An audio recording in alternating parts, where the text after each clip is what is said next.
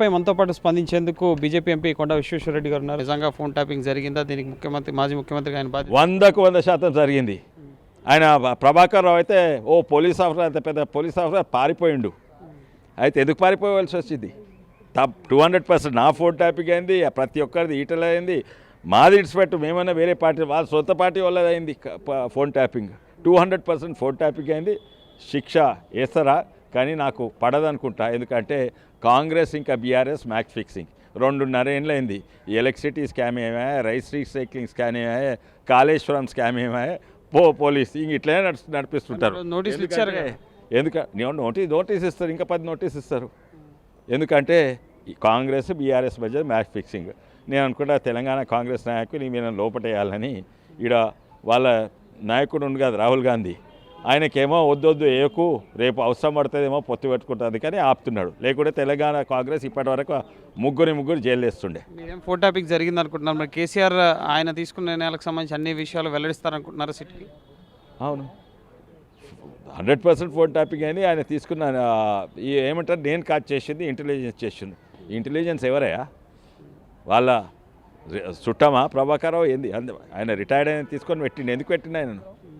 So మరి ఇప్పుడు municipal ఎన్నికలు రాబోతున్నాయి, ఎట్లా ఉండబోతోంది బీజేపీ పర్ఫార్మెన్స్? ఈ బడ్జెట్ కానీ ఇప్పుడు ఈ తెలంగాణ రాజకీయ వ్యవహారాలు, కేసీఆర్కి నోటీసులు, ఈరోజు తెలంగాణ వ్యాప్తంగా కూడా బీఆర్ఎస్ శ్రేణులు నిరసనలు ఆందోళనలు చేస్తున్నాయి.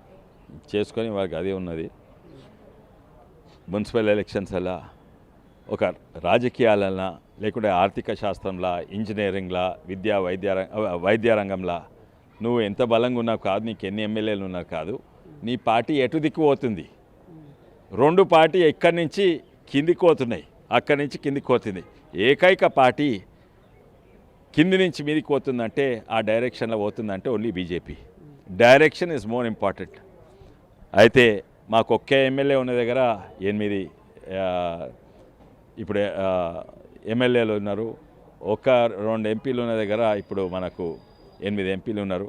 కానీ మొన్న సర్పంచ్ ఎలక్షన్లో కూడా చూడండి, మా చేవెళ్ళ 3 చేవెళ్ళ అసెంబ్లీలో 3 సర్పంచ్లు ఉన్న చేవెళ్ళ ఇప్పుడు 30 మంది ఉన్నారు.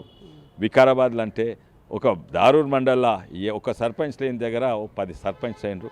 అయితే డైరెక్షన్ ఒక పార్టీ, ఆ 2 పార్టీ కిందికి పోతుంటే డైరెక్షన్ మా ఒక్కటే మీదికి పోతుంది. ఇప్పుడు కూడా మున్సిపల్ ఎలక్షన్స్ కూడా ఇంకా మంచి రిజల్ట్స్ చూపెడతాం. Thank you sir. ఇది ముఖ్యంగా దేశ హితం కోసం కేంద్ర బడ్జెట్ ఉంది అంటున్నారు. ఫోన్ ట్యాపింగ్ అనేది 200% జరిగింది. తన ఫోను అలాగే ఈటెల రాజేందర్ ఫోన్ ట్యాప్ అయ్యాయి. ఇప్పుడు కేసీఆర్ నిజాలు చెప్తారని చెప్పి నేను అనుకోవడం లేదు. ఇంటెలిజెన్స్ పేరు మీద వాళ్ళపైన వేస్తారు అన్న అంశాలని ఇటు కొండా విశ్వేశ్వరరెడ్డి చెప్తున్నారు. అలాగే మున్సిపల్ ఎన్నికల్లో కూడా ఇటు బీఆర్ఎస్ ఇటు కాంగ్రెస్ గ్రాఫ్ డౌన్ అవుతుంది. సో బీజేపీ మరింత పుంజుకోబోతోంది మున్సిపల్ ఎన్నికల్లో అని చెప్పి కూడా విశ్వేశ్వరరెడ్డి చెప్తున్నారు. ప్రభుత్వ గోపికృష్ణ, TV9 న్యూఢిల్లీ.